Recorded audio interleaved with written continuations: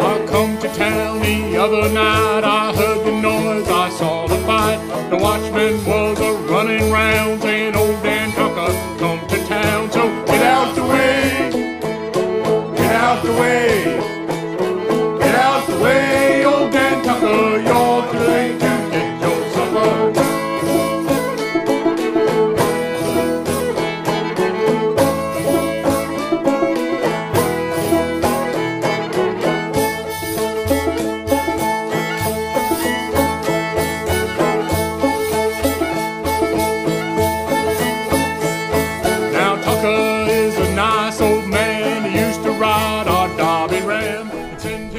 Folks, we're at the parking area along Route 40. Route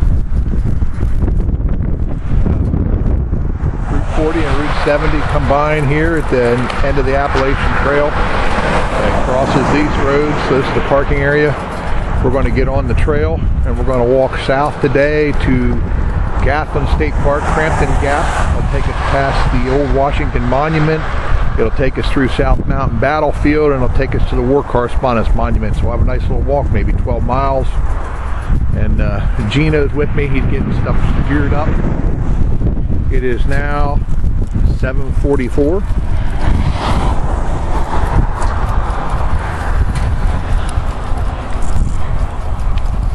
(7:44) in the morning, Saturday, the 15th of March.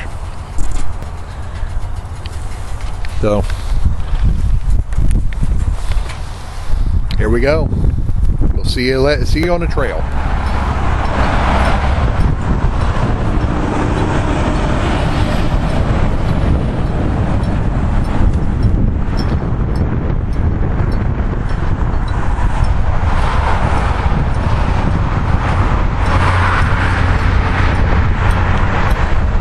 Welcome to Route 70.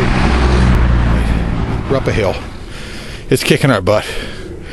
First big hill, I think it's the one that goes up to the Washington Monument. Gene stopped for a minute, I stopped. We had a couple up and down, whoop-de-doos, little rolling stuff, but it's not been bad. This has finally got a spot here which is pretty rough. Pretty steep, I'll give you a look at it. Hang on here. Actually, I was running up the hill at the time, and he made me stop. Yes, we know that that's correct, Gene. Because you're an old man. Okay, that's what we got to go up yet. And then down here, there's Gene. Hi, Gene. Hi. And then down here is where we just come up. It's a nice view out across here. You got a nice view of the valley. It's pretty. Real pretty. But we're shooting at the Washington Monument. We're at the Washington Monument. Yeah, they changed it.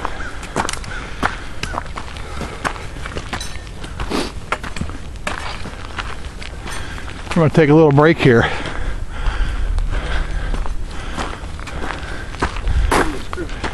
Pardon me?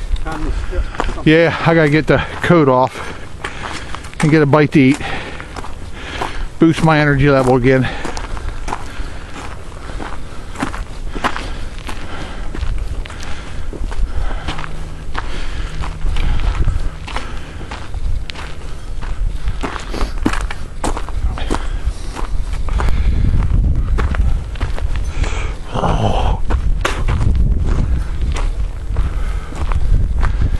There we are, Washington Monument.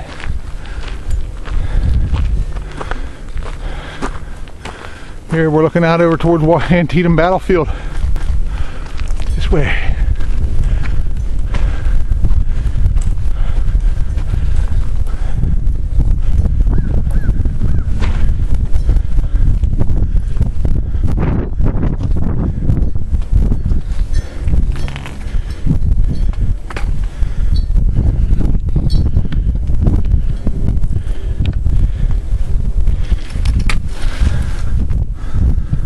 My pulse stop here a little bit. Pulse slow down anyhow from climbing up that hill.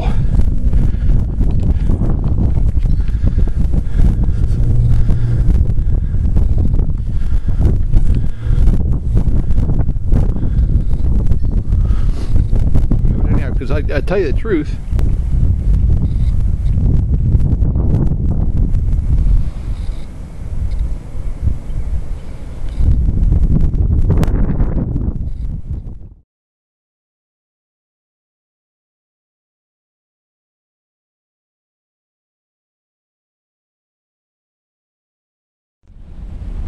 Okay, looking across, that is Lamb's Knoll. That's where we're headed. We're dropping down now into a valley. We're going downhill, and then we have to climb that yet, and then it's downhill from there, but we gotta... Yeah, it's a gap. It's a gap in the mountains. We're looking at Dahlgren Chapel. It is a commemorative chapel that was built here.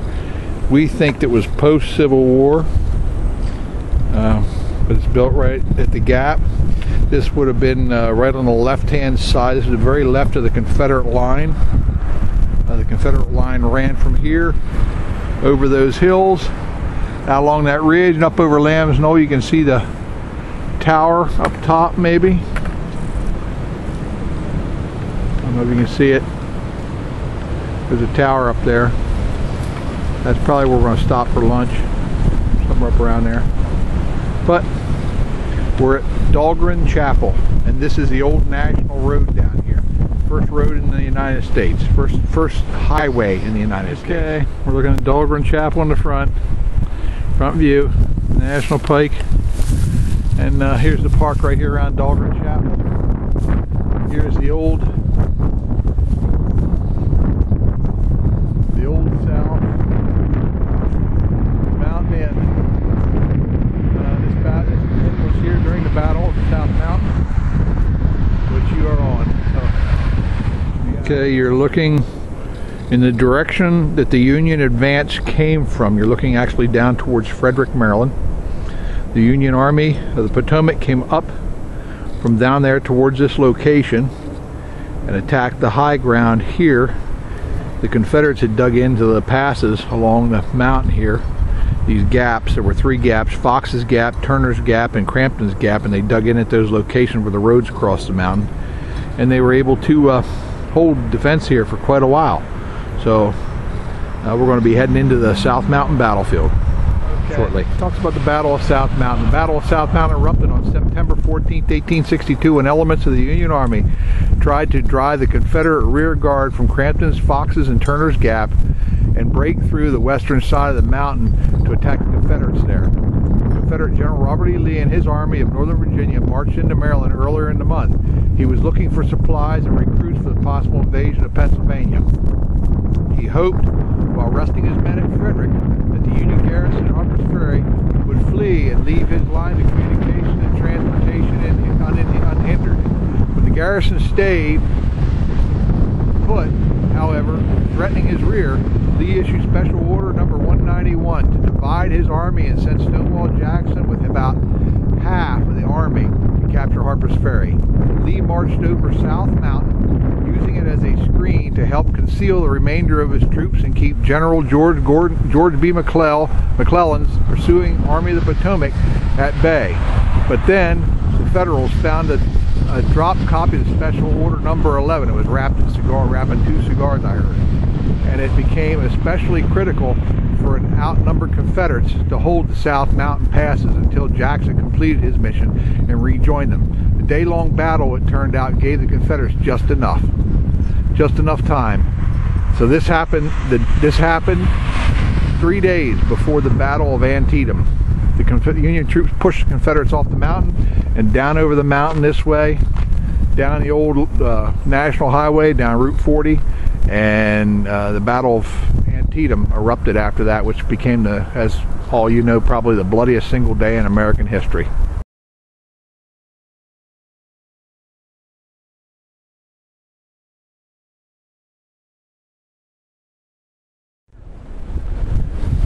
Deaths of 2 generals.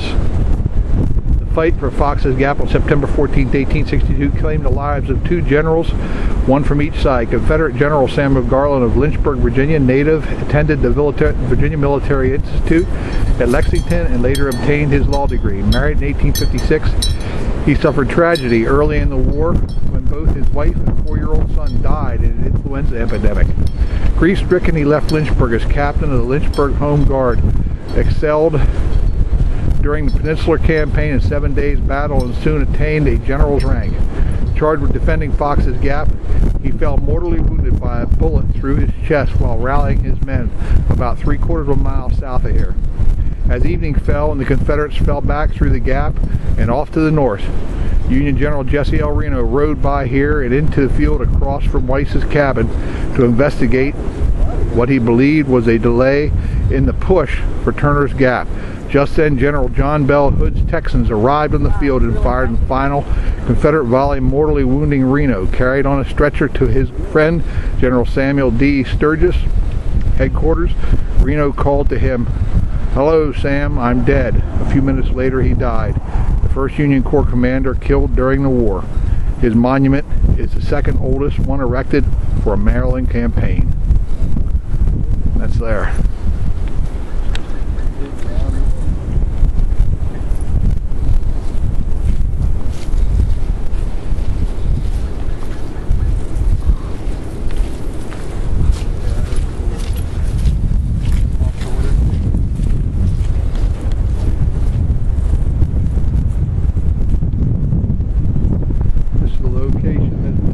Garland fell. Right here. South Carolina monuments over there. Harper's Ferry.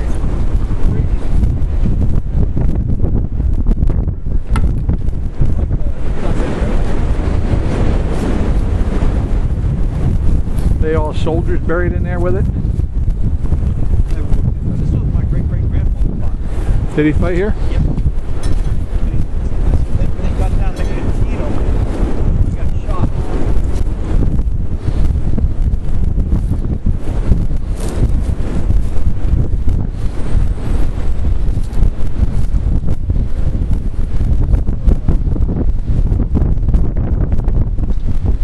Monument to Reno, real elaborate. Monument encased by Stonewall Regiment. More than 90,000 Michigan men served in the Union Army and Navy during the Civil War. The 17th Michigan Volunteer Infantry Regiment was mustered in Detroit Barracks in August 1862 under Lieutenant Colonel William H. Withington. The regiment consisted of raw recruits from the field, workshops, and schoolrooms. One company was composed almost entirely of students from, well, I can't read that word, just whatever, let's say normal school, now Eastern Michigan University. With less than a month of military training, the 17th left for Washington, D.C. on August 27, 62. From there, it was sent to the Maryland campaign on September 14th, a little more than 2 weeks after leaving the state. And just 3 days before the Battle of Antietam, the regiment engaged in battle here, this field.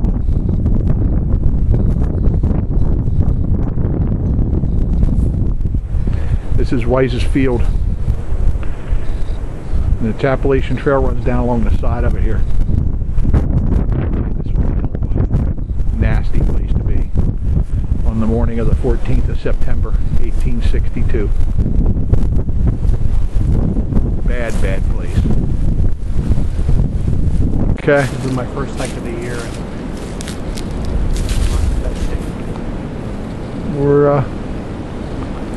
We're at a Y here. This is Blue Trail goes off the Rocky Run shelter, as you can see here.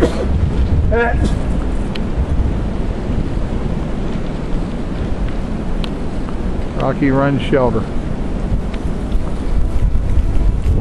And I guess we start getting set. We gotta go up that monster. We were on partway up it and we lost all our elevation and sent us down the hill. We gotta climb that bastard now.